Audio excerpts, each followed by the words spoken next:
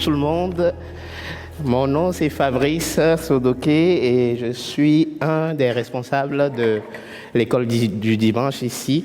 Fait que je suis aussi à la table des anciens et j'ai l'honneur de vous partager le message du Seigneur aujourd'hui. Souvent, c'est rare qu'on descend en bas. J'aime bien être avec les enfants en haut parce qu'on est plus proche du ciel, comme je le dis, que sur la vallée ici. Fait que des fois, de temps en temps, fait que Dieu nous pousse à descendre aussi en bas, dans la vallée. Fait que aujourd'hui, en fait, on est dans la prélude, une pause du psaume. Fait que Jean-François a apporté le message dimanche dernier. Je pense qu'on ne sait pas parler, mais son message et le mien touchent vraiment le même thème. Et je pense qu'il a mis, il a préparé le sol. Moi, je viens juste arroser pour aller plus en profondeur. Donc, le psaume d'aujourd'hui que j'ai choisi de partager avec vous, c'est le psaume 1. Mais avant d'aller voir le psaume 1 et de le lire, après on va prier, j'ai une question pour vous, une question philosophique des fois. Avez-vous déjà trouvé le bonheur? Ceux qui ont déjà trouvé le bonheur, levez la main. OK. Oh. Et ceux qui sont en recherche du bonheur, levez la main. OK. Ceux qui ne le cherchent pas du tout. Personne, OK. Fait que il y a Blaise Pascal qui dit ceci. On va voir un peu la pensée philosophique. J'ai revu mon cours de philosophie avant de venir ici. Donc, il dit ceci. Tous les hommes recherchent d'être heureux jusqu'à ceux qui vont se pendre. C'est quand même fort ce qu'il dit. Mais si on voit bien, en fait, selon lui, le bonheur est un instinct naturel et universel. Il se présente comme le but élevé de l'existence. Une fin en soi vis-à-vis de laquelle tous nos autres buts seraient secondaires. Fait que c'est le summum des summums. Donc, il y a certaines personnes qui pensent que le bonheur, c'est dans la prochaine étape de la vie. Par exemple, je serai heureux quand j'aurai trouvé un bon emploi ou quand j'aurai ma retraite. Et tous les retraités doivent dire Amen pour ça. Ou bien, je serai heureux quand je trouverai mon mari, ma femme, la femme de ma vie. Donc, tous les mariés aussi doivent dire Amen pour ça, c'est ça. Ou bien, je serai heureux quand je serai chez moi ou quand j'aurai mon enfant, mon premier enfant. Fait que, pour d'autres aussi, malheureusement, le bonheur en soi, c'est quelque chose d'inatteignable. Et on peut le dire, mais le suicide en soi, elle a à la fois un manque ou une recherche de bonheur. Et on le voit maintenant où les lois en fait sortent, on l'appelle maintenant en fait mourir dans l'indignité, des gens qui sont malheureux, qui voient que leur bonheur est inatteignable et qui essaient de malheureusement couper court à leur vie. Fait que c'est pour ça Blaise Pascal dit ceci jusqu'à ce qu'ils vont se pendre. Pour d'autres aussi, je pense, je me retrouve un peu là-dedans, mais le bonheur est aussi comme un clignotant. Ça s'allume et ça s'éteint rapidement. Il faut le prendre quand il passe, le vivre pleinement et surtout ne pas penser que cela va durer longtemps. Fait qu'on en profite, après ça disparaît comme un flasheur qui vient, qui s'éteint, qui s'allume. Fait que mais si on voit toutes ces définitions, pourquoi je vous parle de ça? Si on voit toutes ces définitions du bonheur, cela se résume essentiellement à trouver son bonheur, soit dans le matériel, soit dans le superficiel, ou soit dans les relations. c'est une chose bonne en soi, on peut dire. Mais la Bible aussi parle du bonheur. Déjà dans le premier livre de la Bible, la Genèse, Dieu parle du bonheur. Il a créé l'homme pour être heureux. Et on le voit en fait quand il créa Adam et Ève dans Genèse 1, au verset 28 à 31. Il leur a dit, soyez heureux, multipliez-vous et régnez sur toutes. Donc ils étaient vraiment en harmonie avec la nature, avec les animaux et avec tout leur environnement. Donc c'était un monde merveilleux. Même dans l'Apocalypse, on voit en fait qu'il y a un instant où Dieu veut qu'on soit en plein bonheur avec lui. Donc ce n'est pas quelque chose de nouveau là dans la Bible, on le retrouve pleinement. Donc le psaume 1, qui sera notre psaume de ce matin, aussi parle du bonheur et nous parle essentiellement de la manière dont on peut l'atteindre.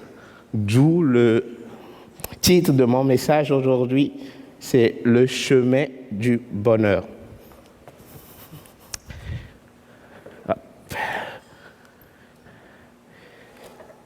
Fait qu'on va prier pour ouvrir la parole de Dieu, pour que le Seigneur puisse nous parler et nous guider à travers son message et toucher notre cœur essentiellement. Seigneur notre Dieu, nous te bénissons, nous te rendons grâce et pour ce temps que tu permets. À toi soit la gloire et l'honneur et on veut juste se mettre devant toi pour que tu puisses nous parler. Et tu puisses travailler en nous et à travers nous, à travers ce message, et que tu touches les cœurs, Seigneur, et que tu touches nos cœurs à chercher et à trouver notre bonheur en toi. Amen. Fait que je vais le lire, ce psaume. Ça commence ceci. Heureux l'homme qui ne suit pas le conseil des méchants, qui ne s'arrête pas sur la voie des pécheurs et ne s'assied pas en compagnie des moqueurs, mais qui trouve son plaisir dans la loi de l'Éternel et la médite jour et nuit. Il ressemble à un arbre planté près d'un cours d'eau.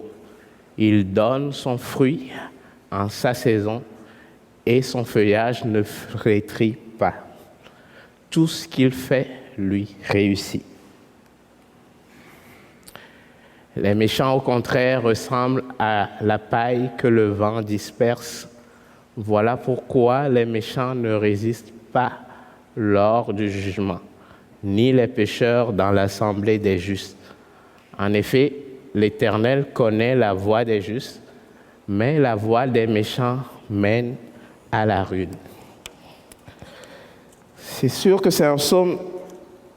Souvent on dit, en fait, les commentateurs disent, c'est vraiment l'introduction des psaumes. Ce psaume est une prélude vraiment à tous les autres psaumes qui suivent. C'est comme si les 150 psaumes, on a le psaume 1 comme introduction. Donc David me disait que c'est son préféré. J'espère que je ne vais pas te décevoir ce matin et que on va regarder en fait certains points du psaume et moi j'aime aller en fait de façon verset par verset et essayer d'interpréter aussi, de voir quelle application cela peut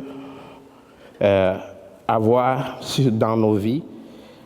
Donc la première chose en fait du mot qu'on retrouve dans ce psaume-là, c'est le mot heureux. Souvent on le dit en fait dans d'autres commentaires ou bien dans d'autres traductions, on le dit voici l'homme heureux. Donc ou bien bienheureux, ou bien d'autres c'est en marche. Qu'est-ce que ça veut dire en fait voici l'homme heureux? On le retrouve aussi dans plusieurs psaumes. Moi j'ai donné juste quelques exemples là, mais il y en a plusieurs dans ce psaume-là. Dans les psaumes on trouve le mot heureux.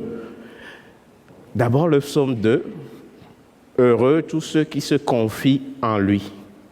Le psaume 84 aussi. Heureux ceux qui placent en toi leur appui et qui trouvent dans leur cœur le chemin tout tracé.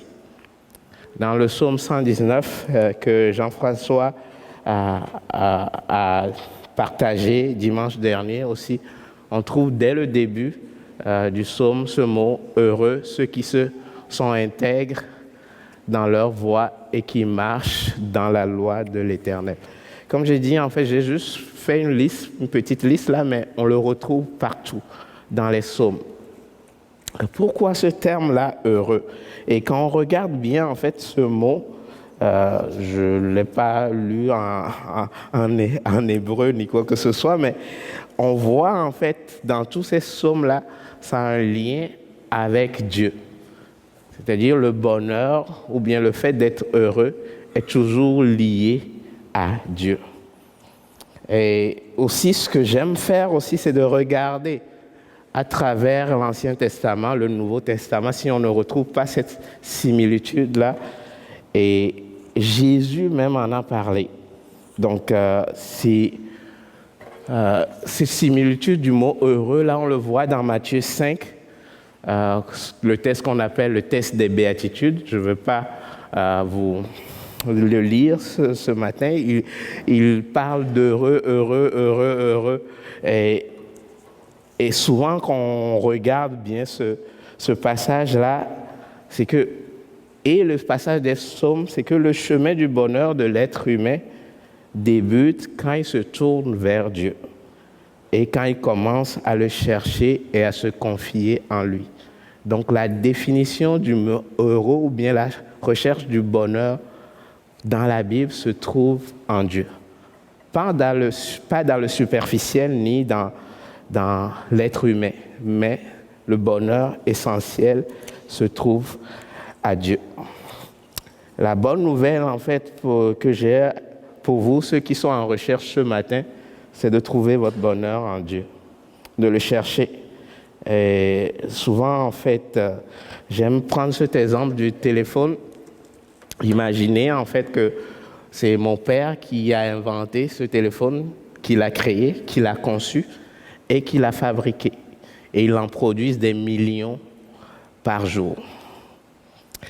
Et s'il me le donne, ce téléphone-là, pour dire, profite-toi, utilise-le comme tu le veux, mais si tu as des questions ou si tu veux que je t'aide, cogne à ma porte tous les jours et je vais te dire comment ça fonctionne. Et pour que moi, je puisse jouir pleinement de ce téléphone, il faudrait que je le consulte. C'est aussi une similitude avec la vie. La vie, si on considère que c'est Dieu qui l'a créée et qui veut que nous en jouissons, la seule manière où on peut vivre cette vie-là de façon pleine, c'est de nous confier en Dieu. Donc, de le chercher. Et sinon, on peut essayer nous-mêmes. Je peux essayer, par exemple, à pitonner les boutons pour comprendre comment ça marche.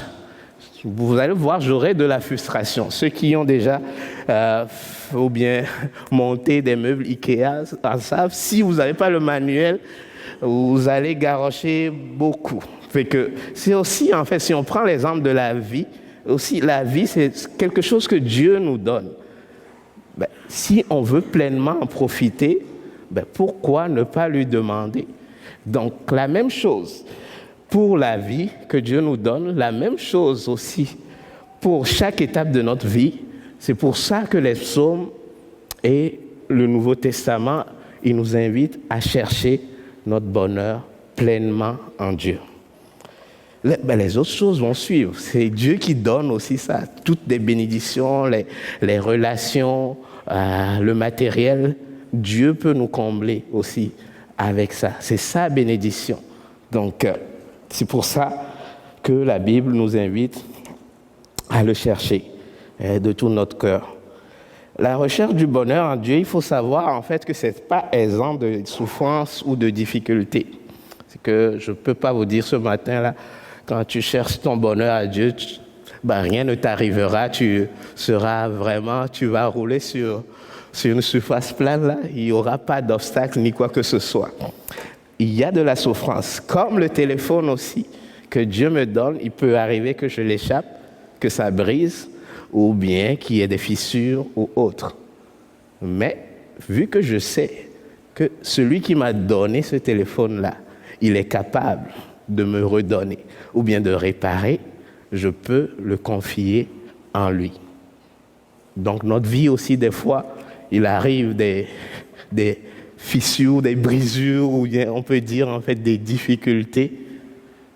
Mais si on sait qu'on a Dieu avec nous, celui qui crée la vie, celui qui peut tout restaurer et celui qui peut redonner même en abondance, donc cherchons toujours sa face au lieu d'aller chercher dans d'autres choses qui ne peuvent jamais nous combler.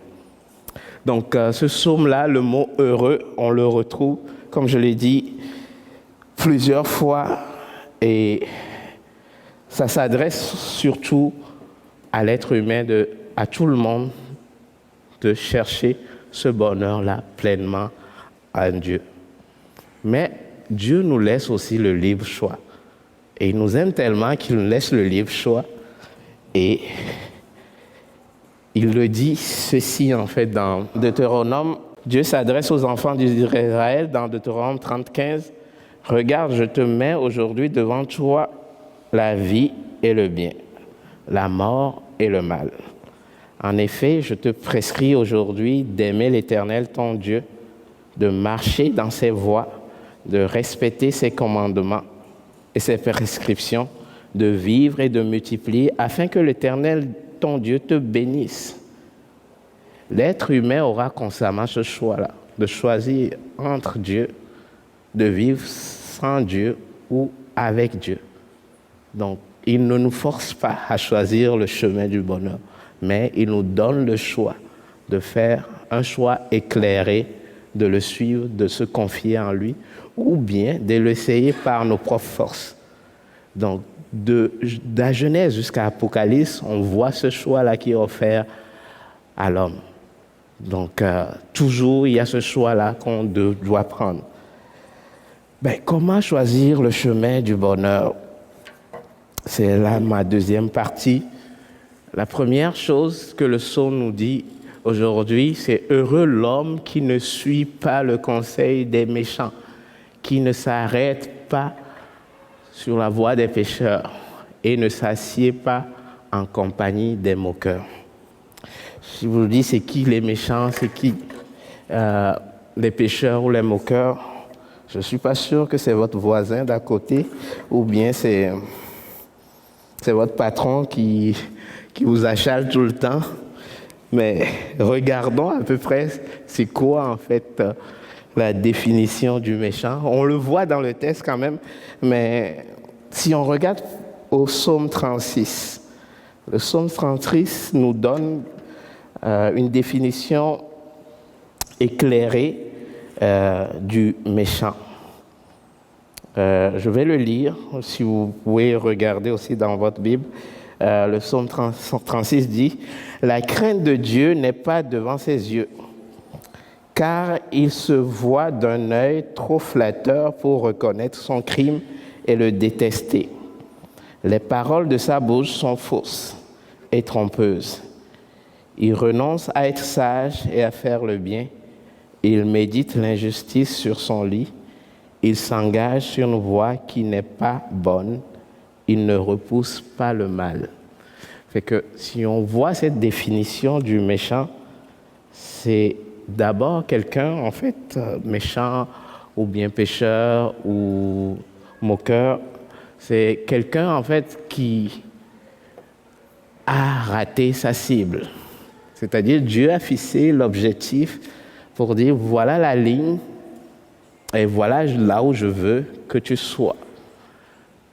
Donc, souvent, en fait, on peut rater la cible de notre vie, l'objectif que Dieu définit.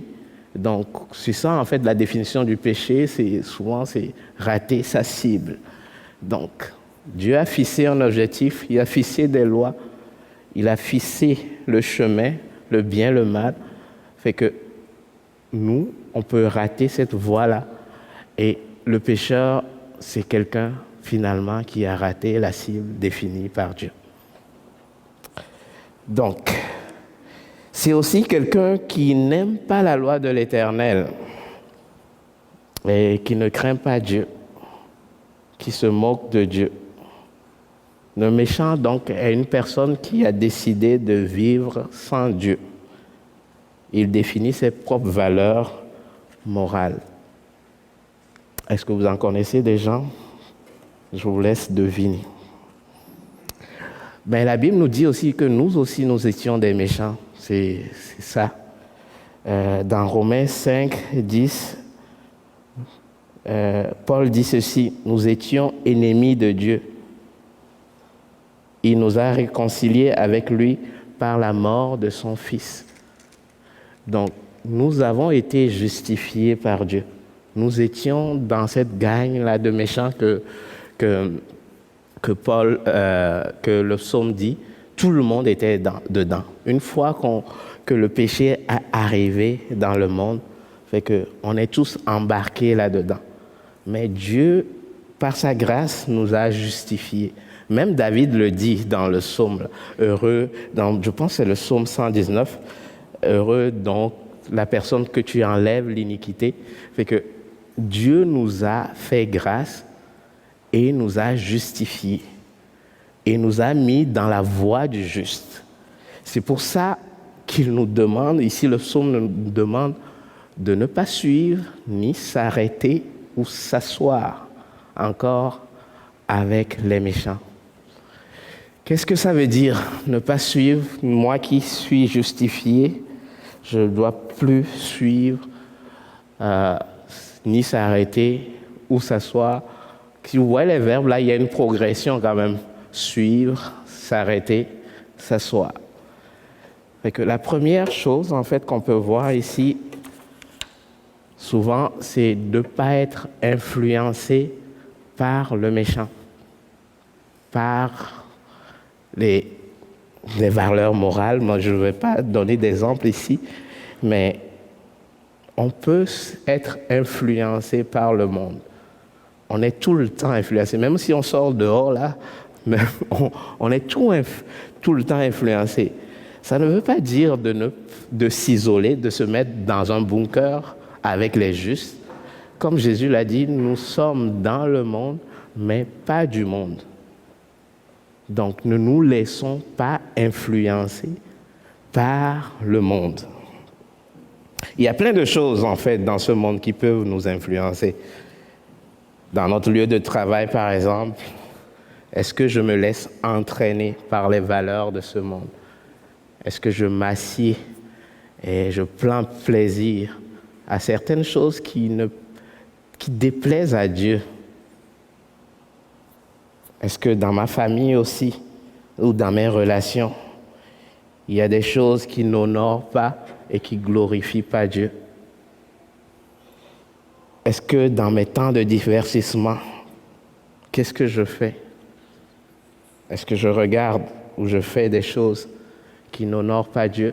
Donc, on est pleinement entouré des méchants et de l'influence de méchants. Donc, il nous invite d'abord à ne pas suivre, parce que si on est influencé, on va décider à s'arrêter et on prendra plaisir et finalement on s'assoit. Fait que il nous demande de se lever de la table du méchant. Et sachant que le diable, qui est le chef des méchants, qui est le prince de ce monde, ne va pas venir nous voir avec une fourche et avec une queue et pour nous dire, dévie-toi de la voie de Dieu, rate ta cible. Non, c'est le malin, et c'est pourquoi la Bible l'appelle le malin aussi. Fait qu'il sait de façon sournoise nous attiédir, nous mettre dans le bain du méchant, nous arrêter.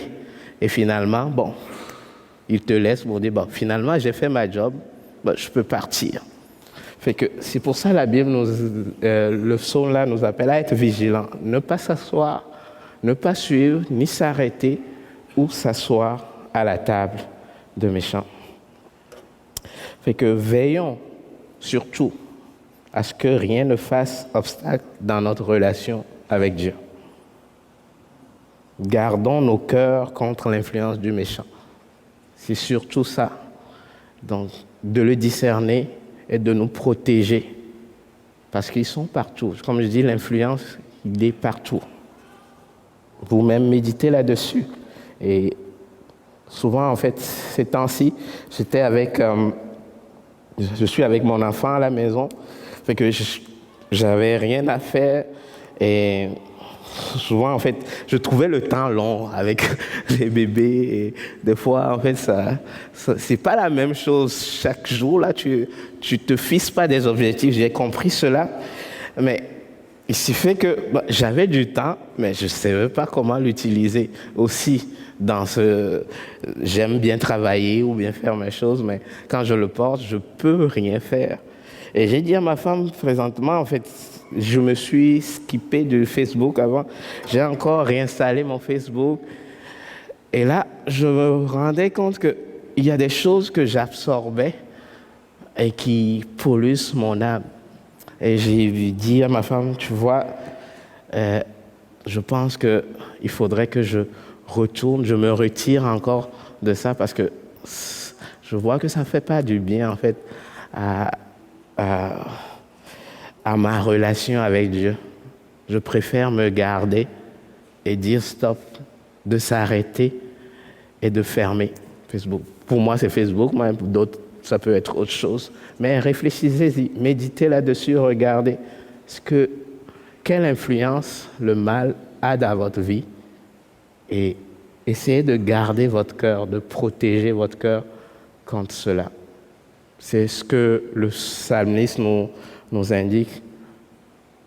Ne pas le suivre, ni s'arrêter ou s'asseoir. Mais plutôt, qu'est-ce qu'il faut faire? Donc, c'est là la troisième partie de mon message aujourd'hui, c'est de trouver son plaisir dans la loi de l'Éternel, de le méditer jour et nuit, parce que la conséquence, c'est que nous serons comme un arbre planté dans un cours d'eau qui donnera du fruit en sa saison et dont le feuillage ne flétrit pas. Et tout ce que nous allons faire va réussir. Est-ce que vous croyez à ça? Oui? OK. On va regarder. D'abord, regardons ce que c'est qu'en fait. Aimer la loi de l'Éternel. Bon, on parle de la loi de l'Éternel. En ce moment, c'est la Torah. La méditation. Je pense que Jeff en a parlé un peu, mais je veux revenir sur le terme de la méditation.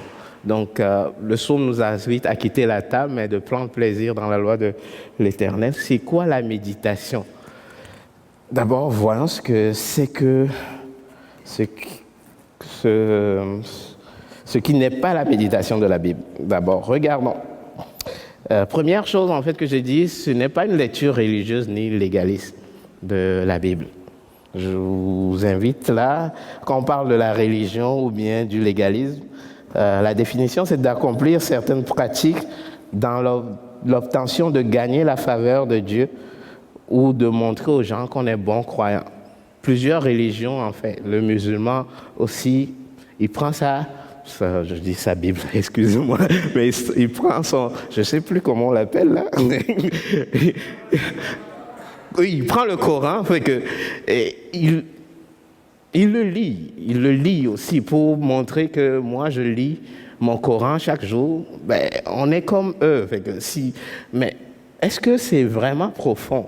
La lecture de la Bible, est-ce que ça seul suffit? Imaginons en fait, des fois j'entends dans la communauté chrétienne aussi, moi je lis ma Bible tous les jours, même je lis une fois par année, chaque jour, je me dis, ma question est alors, est-ce que ça change quelque chose dans ta vie, ta lecture quotidienne de la Bible? Pose-toi la question. Et Jacques a dit ceci J'ai dit Jack dans la Bible, hein. Mettez en pratique la parole de la Bible et ne contentez pas de l'écouter. Sinon, vous serez comme un miroir. En fait, une personne qui regarde dans le miroir et qui sort, il ne sait même pas ce qu'il vient de voir sur son visage.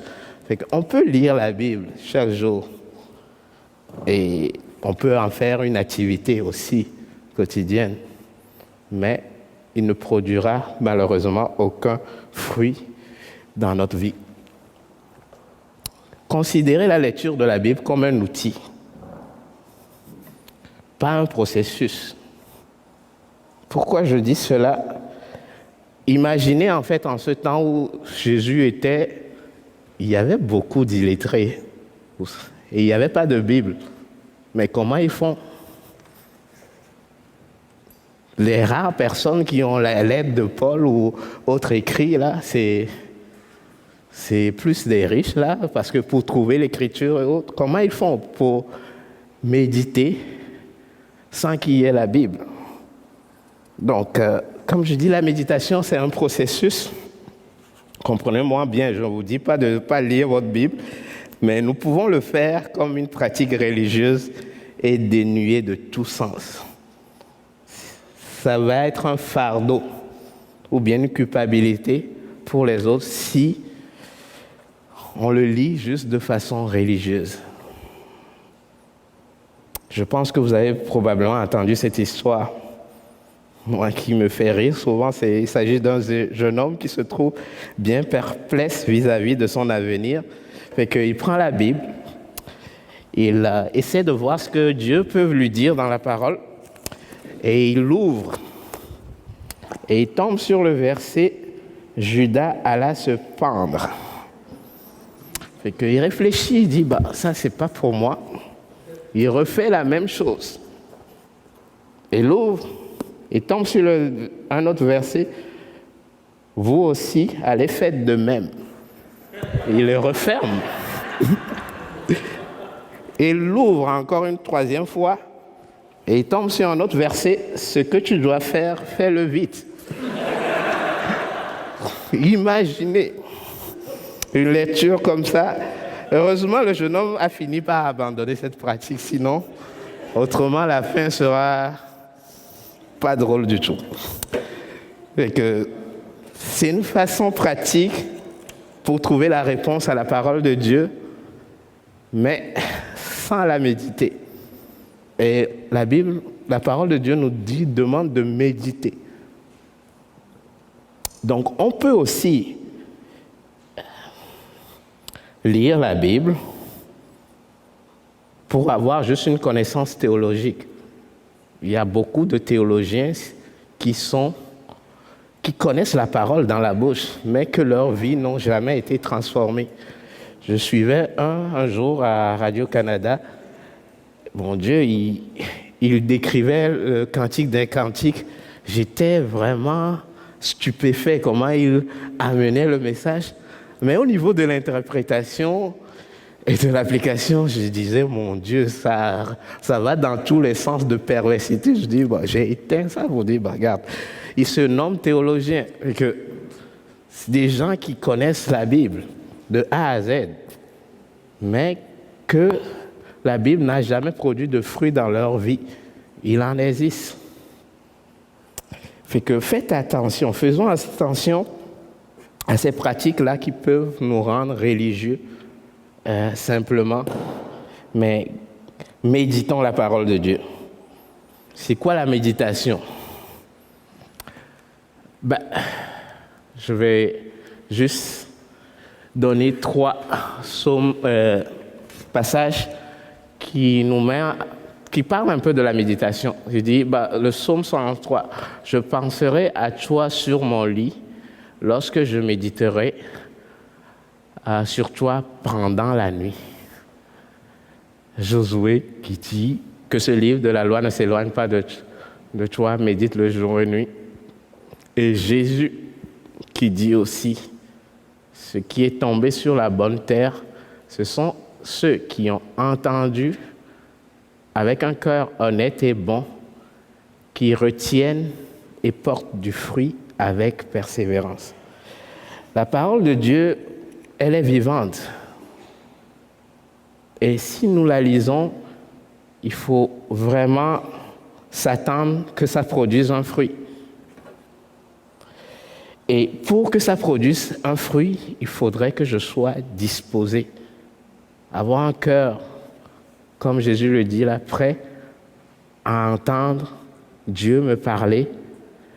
Donc, il y a un puritain là que j'aime bien, Thomas Watson, qui dit ceci de la méditation. C'est un exercice sain de l'esprit par lequel nous nous rappelons des vérités de Dieu, nous y réfléchissons sérieusement et nous les appliquons à nous-mêmes. Donc, il faut prendre du temps. Vraiment, Dieu veut nous communiquer, veut nous parler à travers la Bible, la parole de Dieu. C'est à nous de le prendre du temps, de l'écouter comme il faut, d'être disposé à l'entendre et d'être disposé à nous laisser transformer. Et nous devons méditer là-dessus. Comme l'arbre, vous voyez, l'arbre, il a été planté intentionnellement dans le courant d'eau. Donc l'arbre va prendre son temps pour aller chercher les nourritures qu'il a besoin afin de produire du fruit. C'est la même chose pour la parole de Dieu. Si nous ne prenons pas de temps, si nous ne réfléchissons pas là-dessus, de voir ce que Dieu veut nous dire, et nous faisons juste une lecture, ça ne produira aucun fruit, malheureusement. C'est sûr que beaucoup lisent la parole de Dieu, mais peu la méditent, malheureusement. Donc, soyons intentionnels quand nous nous approchons de la parole de Dieu. Il ne suffit pas juste de le lire, même l'écouter aussi, et être ouvert pour que Dieu puisse nous parler. Est-ce que nous réfléchissons à la signification des mots, à la manière dont cela peut rapporter à notre vie, comment on peut l'appliquer maintenant? C'est ça la méditation. Voici quelques pratiques là, je mets quelques pratiques là pour nous, pour méditer la parole de Dieu.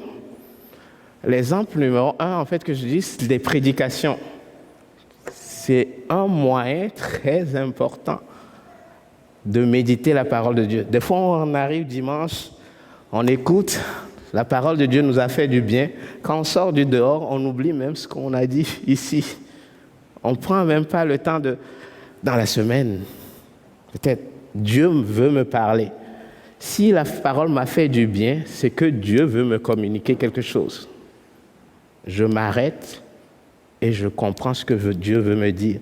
Qu'est-ce que Dieu veut me dire et comment, dans ma vie quotidienne, je peux l'appliquer. Donc, souvent on l'écoute, on l'entend, ça nous fait du bien, mais on oublie. C'est comme la parabole aussi du semeur, Jésus l'a dit, les ronces, les terres rocailleuses. Mais la terre que Dieu veut, c'est qu'une terre qui soit capable d'apporter, de prendre la parole et de l'accepter et de réfléchir là-dessus pour que ça porte vie. Les groupes de maison, j'en parle là, on va faire la publicité tantôt. Les groupes de maison sont vraiment une opportunité pour nous permettre de nous rassembler, d'étudier la parole de Dieu, de se challenger là-dessus. Comment je l'applique dans ma vie et de prier là-dessus. C'est une occasion, en fait. Je vous invite là, ceux qui n'en font pas partie, là, c'est pas une loi là que j'en fais, mais c'est vraiment une belle occasion de grandir et de méditer la parole de Dieu. À la maison aussi, l'étude personnelle, je l'appelle l'étude personnelle de la Bible, mais c'est vraiment prenons le temps. Moi, j'ai arrêté quand je vois que je n'ai pas le temps là, de juste prendre ma Bible, lire un verset et partir en courant. Non, parce que ça ne marche pas. Ce n'est pas quelque chose qui est productif. Fait que prenons le temps vraiment pour lire le texte.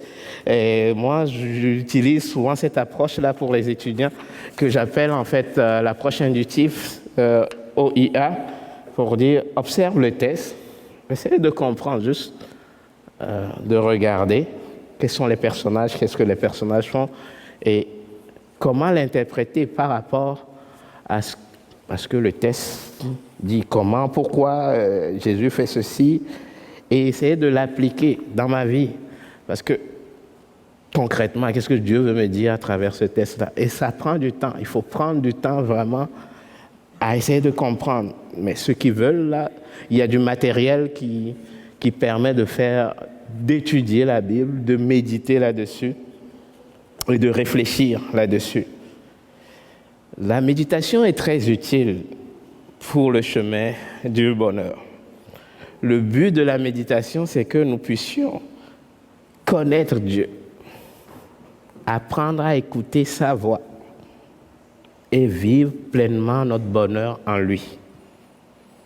Cela permet de réussir notre vie sur la terre, de porter du fruit, essentiellement, comme le psalmiste le dit. Jésus nous a mis à part et nous a justifiés pour son œuvre. Et je faisais la comparaison avec ce texte, c'est le texte de Matthieu 5, du sermon des béatitudes. Si on voit vraiment ce passage-là, à la fin, il parle de la réussite. Il parle que nous sommes le sel et la lumière du monde. Sachez que le rôle du sel à l'époque de Jésus, c'est de conserver les aliments comme les viandes. Imaginons le monde comme une viande, un poisson en décomposition. Et nous sommes le sel. Notre rôle, c'est de réduire le mal, ou bien cette décomposition-là, du monde. Le sel, pour qu'il soit sel, il faut qu'il garde sa saveur. Et garder sa saveur, on dit, c'est de plonger et d'être en communion avec celui qui donne la saveur. Nous sommes aussi la lumière. Et cette lumière-là, son but, c'est de briller, de créer, d'attirer les gens. Parce que dans les ténèbres, quand la lumière brille, ça attire. Donc notre rôle dans notre famille, dans notre quartier, dans notre travail et dans notre environnement, c'est d'être ce sel et cette lumière-là. Et je ne peux le faire qu'en étant connecté à Dieu. Donc, en conclusion, je vais terminer. J'avais cette image-là quand je préparais le message. Je m'imagine comme cette plante-là. Est-ce que vous connaissez le platane? Peut-être que certains le connaissent, mais il ressemble un peu ses feuilles ressemblent à de l'érable dans Ézéchiel. Il dit ceci. En fait, Ézéchiel parle de cet arbre-là et le compare à l'arbre de l'Éternel. Et il dit même l'arbre de l'Éternel est meilleur que le platane et autres. C'est un arbre, en fait, qu'on appelle l'arbre de la ville. Pourquoi? Parce que c'est un arbre qui est prédestiné à donner de l'ombre aux gens. Il est résistant aux intempéries, à la pollution, et il peut aussi réduire la pollution dans une ville. Et quand on le plante à côté d'un ruisseau, il devient très géant. Et sa durée de vie peut aller jusqu'à 1000 ans. Et j'ai cette image en tête. Et vous savez ce qui fait sa force, essentiellement? C'est ses racines. Ses racines sont profondes et s'étalent en large. C'est là qu'il permet en fait d'aller chercher la sève, les nutriments qu'il faut pour pousser, former de l'ombrage, pour diminuer la pollution dans l'air. Nous avons aussi ce rôle-là. Mais pour le faire, pour être cette lumière-là, le seul moyen est ce que nous allons chercher en profondeur dans la parole de Dieu. Je vous laisse avec 2 versets sur lesquels on va méditer. Vous pouvez méditer à la maison. Paul qui dit ceci aux chrétiens. Ainsi donc, comme vous avez reçu le Seigneur Jésus-Christ, marchez en lui, tant enraciné et fondé en lui, et affermi par la foi, d'après les instructions qui vous ont été données, et abondé en actions de grâce.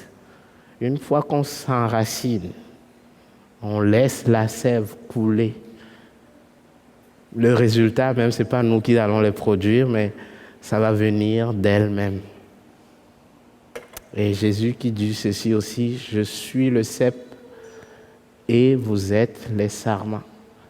Celui qui demeure en moi et en qui je demeure porte beaucoup de fruits. Car sans moi, vous ne pouvez rien faire. Rien faire. Donc on va prier, j'inviterai l'équipe de la louange à venir. Seigneur, notre Dieu, nous venons à toi, Seigneur, parce que c'est toi qui donnes la vie et notre bonheur est en toi. Et nous prions, Seigneur, que tu puisses nous faire lever de la table des méchants. Garde notre cœur, Seigneur, et illumine nos pensées à discerner le mal. Et je prie pour ceux qui semblent être assis en ce moment et qui ont la difficulté à se lever de la table des méchants, Seigneur, que tu puisses, dans ta grâce, les fortifier et les faire relever et à marcher sur ton chemin de bonheur, Seigneur. Et nous voulons nous enraciner en toi, Seigneur. Chercher notre source de bonheur en toi. Et permets que nous soyons intentionnels dans ta recherche de voir qui tu es et comment tu veux nous transformer. Car nous savons que sans toi, nous ne pouvons rien faire, Seigneur. Viens à notre aide, à notre secours, pour la gloire de ton nom. Amen.